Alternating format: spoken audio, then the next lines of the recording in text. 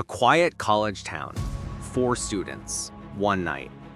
Kaylee Gonsalves, Madison Mogan, Xana Kernodle, and Ethan Chapin.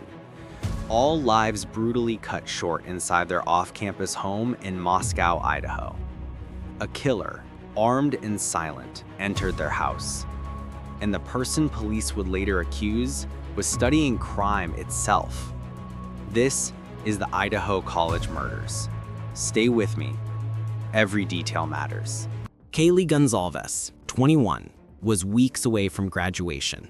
Friends described her as bright, ambitious, and fiercely loyal. She had a plan, a career waiting for her in Texas, a life full of possibilities. Madison Mogan, 21, called Maddie by everyone who knew her, was inseparable from Kaylee. Together, they were a unit, a pair whose bond was unbreakable. Their laughter could fill a room. Xana Kernodle, 20, was full of life and energy. She lived with Kaylee and Madison at their off-campus house. Her boyfriend, Ethan Chapin, also 20, was a freshman at the University of Idaho. Ethan was part of a triplet, beloved by his siblings, and described as kind and easygoing.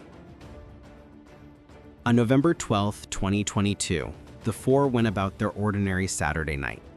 Kaylee and Madison went to a local bar, captured on security cameras, laughing and joking, enjoying their night.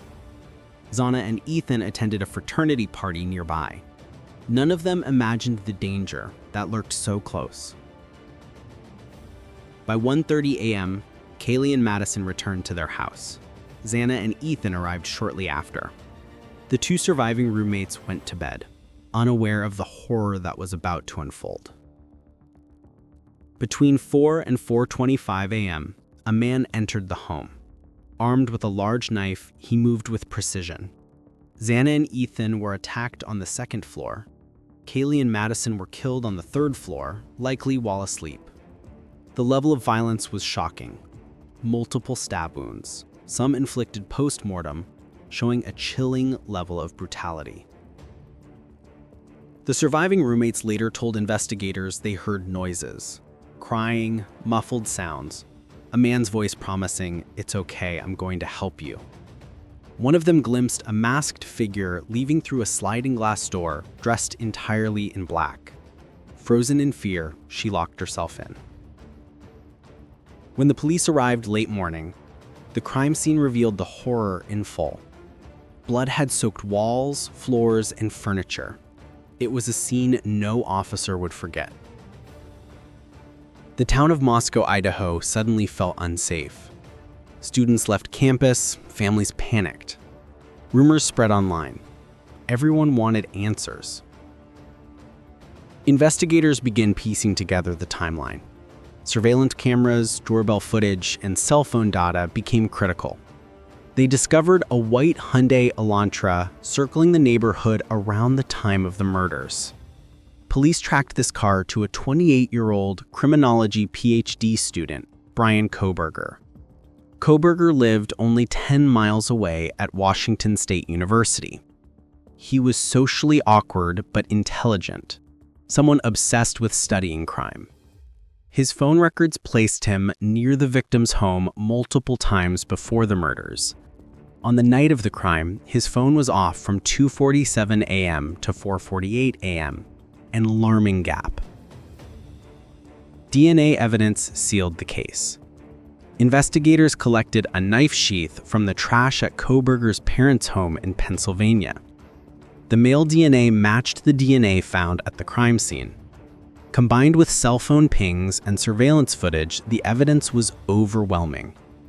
On December 30th, 2022, Kohberger was arrested at his parents' house. He was charged with 4 counts of first-degree murder and 1 count of burglary. The nation was shocked. How could a criminology student, someone who studied the minds of killers, commit such a crime? The families reacted with grief and determination. Kaylee's parents spoke about her dreams and spirit. Madison's family mourned the loss of her laughter and energy. Xana's father remembered her resilience. Ethan's siblings felt the emptiness of a world without their brother. Court proceedings have been ongoing, with Kohberger maintaining innocence.